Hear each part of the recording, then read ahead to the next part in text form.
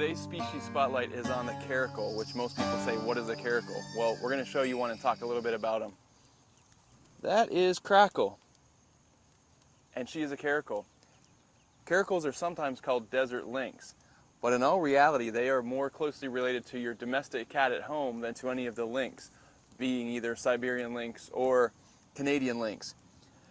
One of the characteristics that make them very unique is the fact that they have a pretty plain, solid coat. There are only a few other cats that have that sort of coat without markings, and that would be cougars and lions. And strangely enough, they are about the same color as the caracals. But the caracals have jet black ears. The back of their ears are black, and they have long tufts, just like the lynx. So that's probably why a lot of people associated them with the lynx or thought they were related. So caracals are found throughout Africa, and they're actually found through the Middle East and parts of Asia. And strangely enough, geographically, caracals are found in the same areas that you find cheetahs. And cheetahs and caracals were found in actually the same locations. And one of the things about these two species is they were both trained by humans to hunt animals on behalf of the humans. So the caracals were trained to hunt birds, rabbits, small gazelles, and of course the cheetah were trained to hunt bigger prey.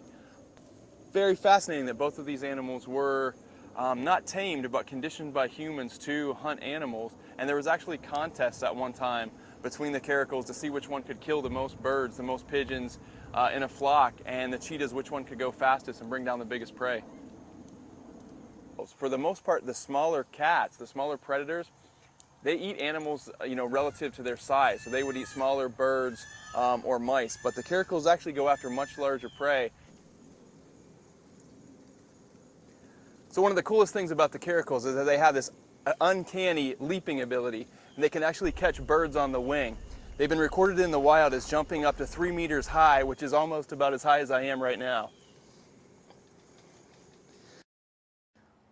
One of the other facts about caracals is they often live in the plains, and a lot of times they're found where the forest meets the plains. This does put them vulnerable to lions, hyenas, leopards, some of the bigger predators, and oftentimes they do fall prey to these larger animals. So they're not always the hunter. A lot of times they become the hunted. So one of the strange things about the caracal is in a lot of their range, especially in Asia and the Middle East, they're considered endangered because they're very rare. And then on the other hand, in Africa, a lot of times caracals are considered nuisance, and they're just simply killed because they're a threat to livestock. Here at Big Cat Rescue, all of our caracals were former pets.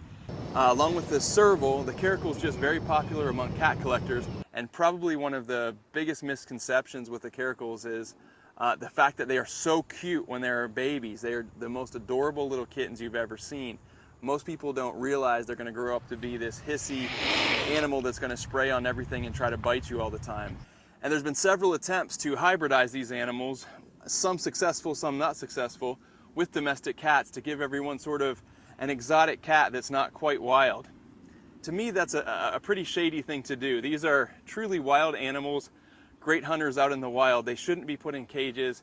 They absolutely shouldn't be diluted down with domestic cat DNA. That's not what they were made to be.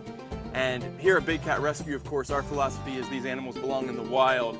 And the only way that we can ever accomplish that is if we preserve enough habitat in the wild.